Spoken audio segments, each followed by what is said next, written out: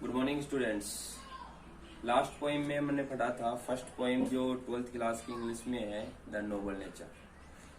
और second poem जब इसकी स्टार्ट है वो है ए बॉयज सॉन्ग। ए बॉयज सॉन्ग और नोबल नेचर। नोबल नेचर के अंदर इतना लॉन्ग वीडियो इसलिए बना, अपन ने 6 पार्ट्स के अंदर उसको डिवाइड किया था। उसका एक रीजन था डिवाइड करने का, बिकॉज अपन ने स्टार्ट किया था verse. Verse means poem, VERSE। Last video में बताया था आपको कि वर्स मीन्स होता है पोइम, पोइट्री, राइट। तो वर्स स्टार्ट करने से पहले इसकी कुछ लिटरेरी एम्बिलिशमेंट होती है। लिटरेरी एम्बिलिशमेंट का मीन्स होता है साहित्यिक सुंदरता, लिटरेरी ब्यूटी। और लिटरेरी ब्यूटी के अंदर मैंने आपको बताया था, एक बार फिर मैं रिवर्स करा देता हूँ। एक इसके अंदर मैंने बताया था आपको, फर्स्ट राइम स्कीम बताया था, है। और सेकंड मैंने बताया था आपको राइम स्कीम के अलावा फिगर्स बताया था मैंने, राइट। फिगर्स मीन्स अलंकार। 12th क्लास के अंदर ऑब्वियसली अपन देखते हैं तो राइम स्कीम और फिगर्स, और मोस्टली वो अपन लेकर चले तो सिनोनिम्स के ऊपर ज्यादा इम्फेसिस करता है कि एक एक पॉइंट्स के अंदर एक वर्ड है, उसका क्या पर्यायवाची होगा, क्या सिनोनिम होगा। जनरली अपन देखते हैं तो राइम स्कीम और फिगर, इसकी लय और इसके अलंकार, इन दोनों के ऊपर ज्यादा एक जो इम्फेसाइज किया जाता है। किसके अंदर किया जाता है इम्फेसाइज? वर्ड्स के अंदर, पोएट्री के अंदर इम्फेसाइज किया जाता है। अब अपन स्टार्ट कर रहे हैं टॉपिक नंबर 2, पोएम नंबर 2, ए बॉयज सॉन्ग। W गिब्सन जिसके पोइट हैं। और इस पोएम के अंदर एक चीज मैं आपको बता देता हूं, जिस प्रकार से मैं कंपैरिजन कर रहा हूं आपकी नोबल नेचर पोएम से, राइट। पोएम के बारे में बाद में डिस्कशन करेंगे अपन। पहले मैं आपको ये चीज बता देता हूं, अभी जस्ट मैंने आपको यहाँ पे बताया था एक राइम स्कीम और एक फिगर्स। अब मुझे आप लोग ये बताना बच्चों अच्छी तरीके से, राइम स्कीम को चूज करना, सिलेक्ट करना मैंने आपको बताया था। पोएम का लास्ट का वर्ड जो होता है उसको अपन राइम स्कीम कहते हैं। अब एक चीज आप फिर सुन लो ध्यान से, इस पोएम की राइम स्कीम मैं आपको ओनली हिंट्स दूंगा, ठीक है। मैं आपको ओनली इसमें हिंट्स दूंगा राइम स्कीम छांटने के लिए, और आपको बताना है कि इसके अंदर राइम स्कीम क्या है। दोहा था लास्ट वीडियो में, रईमन धागा प्रेम का, ऐसा कुछ बताया था मैंने। मत तोड़ो छिटकाए, टूटे से फिर ना मिले, मिले गांठ पड़ जाए।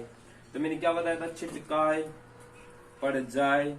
तो देखो छिटकाए मैंने बताया था ना, छिटकाए ये वर्ड आता है इसमें, छिटकाए, है ना, राइट। और पड़ जाए, राइट। तो देखो जाए आए, ये मतलब क्या है? एक राइम में रिदम, एक खा रहा, मैच खा रहा है इसमें। तो देखो इसको भी अपन, अब ABCD जो अल्फाबेट्स है वो ए से शुरू होती है, काउंटिंग है जो गिनती है वो 1 से शुरू होती है। तो फर्स्ट लाइन है, फर्स्ट लाइन अब अल्फाबेट्स होती है तो अपन ए से शुरू करते हैं। ऐसा तो है नहीं कि अपन Z से शुरू कर दे, E से शुरू कर दे, ऐसा तो कोई है नहीं। तो देखो छिटकाए पड़ जाए, तो इसका राइम देखो लय एक आ रहा है। कोई सा भी हिंदी सॉन्ग देख लेना आप, हिंदी सॉन्ग के अंदर भी रिदम उनकी एक रहेगी। एक लाइन बोलते हैं, फिर लास्ट में जब वो बोलेंगे तो उसका रिदम दोनों का सेम रहेगा। अब फर्स्ट स्टेंजा की अपन बात करें, अपन क्या पढ़ रहे हैं? Rhyme scheme. फर्स्ट स्टेंजा की अपन बात करें तो फर्स्ट स्टेंजा के अंदर, ये स्टेंजा फर्स्ट है। स्टेंजा मीन्स क्या होता है? अवतरण, पद्यांश। इसके अंदर देखो लास्ट वर्ड कौन से? स्नेर, फ्री, एयर, मी, राइट। अब देखो मैं इन चारों वर्ड्स को लिख देता हूँ, वैसे आपको पता है अच्छे तरीके से, बट फिर भी मैं लिख देता हूँ। लास्ट वीडियो में मैंने इसका आपको एनालिसिस कर दिया था एक स्प्रेडली वे में। तो स्नेर, फ्री, एयर और मी, ठीक है। कितनी लाइन हो गई? 4 लाइन। अब ध्यान दो अच्छे तरीके से, स्नेयर, साउंड मैच देखो, snare, air, sneer, air, right. Free, me, snare, R. R जो होता है वो हमेशा इंग्लिश के अंदर जनरली हम उसको कोलैप्स करके बोलते हैं, साइलेंट करके बोलते हैं। तो देखो स्नेयर, एयर, तो फर्स्ट लाइन को ए लिखेंगे, राइट। अब देखो स्नेयर, एयर, तो इसका जैसा कौन सा वर्ड है? स्नेयर के जैसे कोई फ्री है क्या? जैसे आर तो इसमें भी आ रहा है, इसमें भी आ रहा है, लेकिन फ्री है, एयर है या मी है, तो आपको क्या दिखाई देगा इसमें? Air, snare, air. तो ये ए, तो ये ए, मतलब ये दोनों भाई, राइट, ये दोनों भाई हो गए। तो फर्स्ट और थ्री ये दोनों भाई हो गए। अब बची सेकेंड और फोर्थ, तो फ्री, ई, फ्री, तो बी, मी। अब देखो फ्री और मी ये दोनों मैच कर रहे हैं। तो अब आपको पॉइंट ये है पुट आउट करने लायक,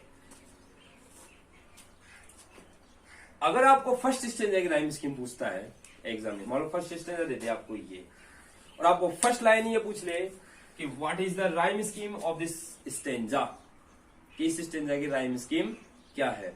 तो इस स्टेंजा की राइम स्कीम क्या है? आप क्या लिखोगे इसकी rhyme scheme? The rhyme scheme of this stanza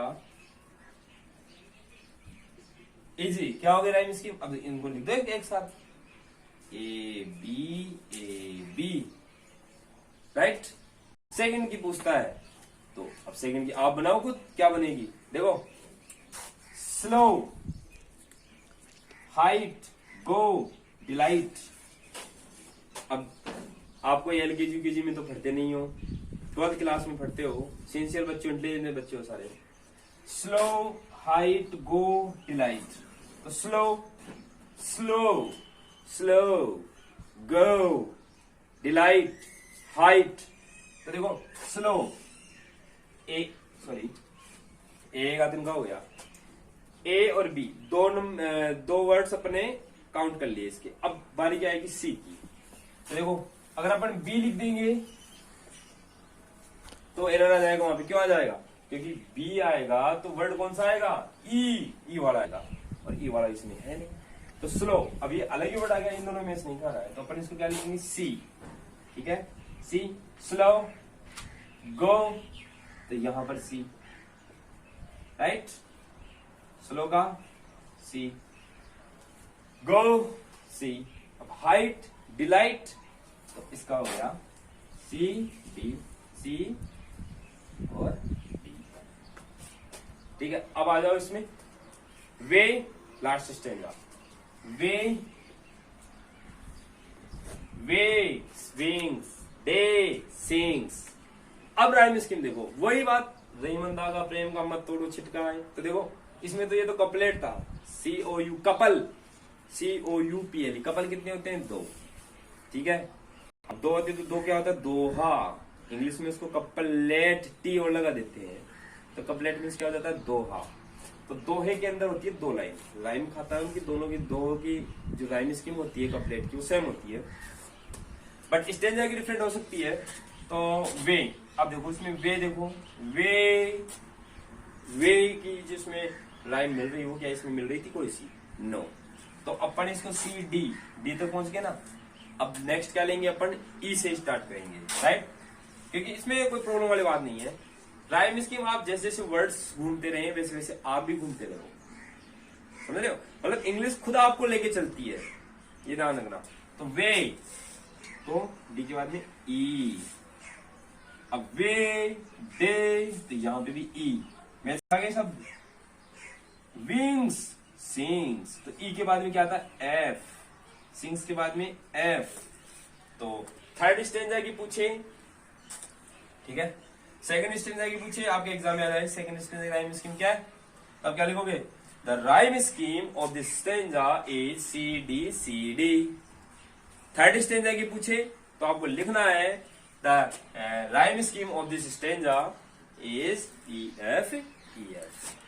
ये हो गई है राइम स्कीम की बातें। अब आप कहोगे कि सर आपने लास्ट वीडियो के अंदर इंपॉर्टेंट क्वेश्चंस जो थे उसके और क्वेश्चन आंसर तो करवाया नहीं आपने, राइट। तो ये सारे के सारे मैं क्या करवा रहा हूं आपको, इनडायरेक्टली करवा रहा हूं मैं, क्वेश्चन आंसर ही है ये आपके एग्जाम के अंदर। अभी मैं इसका समरी भी बताऊंगा और समरी बता देते हैं तो वो क्वेश्चन आंसर वहीं पे हो जाते हैं। बट फिर भी डाउट नहीं रहे बच्चों में कोई भी, इस पोएम होने के बाद में फर्स्ट पोएम और सेकंड पोएम, बॉय सॉन्ग और नोबल नेचर, इन दोनों पोएम्स के अपने जो इम्पोर्टेंट जो क्वेश्चन है वो क्वेश्चन भी अपन सोल्व करेंगे और आपको बताऊंगा इम्पोर्टेंट क्वेश्चन कौन कौन से हैं। बट उसके लिए मैंने बताया था आपको कि 7 जो पॉइंट्स अपने हिंदी टू इंग्लिश ट्रांसलेशन की जो आपको बता रखा है, और मैं एक वीडियो अपलोड कर दूंगा उन 7 पॉइंट्स का, जो जिन बच्चों ने नहीं देखा था या नहीं पढ़ा था वो भी आराम से उसको टीचिंग कर सकते हैं। सॉरी, हाँ। तो अब ये देखो, ये कि राइम स्कीम की बात हो गई है। फिगर्स अपन पोइम जब पढ़ते जाएंगे तो फिगर्स तो ऑटोमेटिकली इसमें सोल्व होता रहेगा, मैं बताता रहूंगा आपको। अब अपन स्टार्ट करते हैं पॉइंट्स, यहां से देख लो पॉइंट्स अपन स्टार्ट करेंगे, ठीक है बच्चों। अब देखो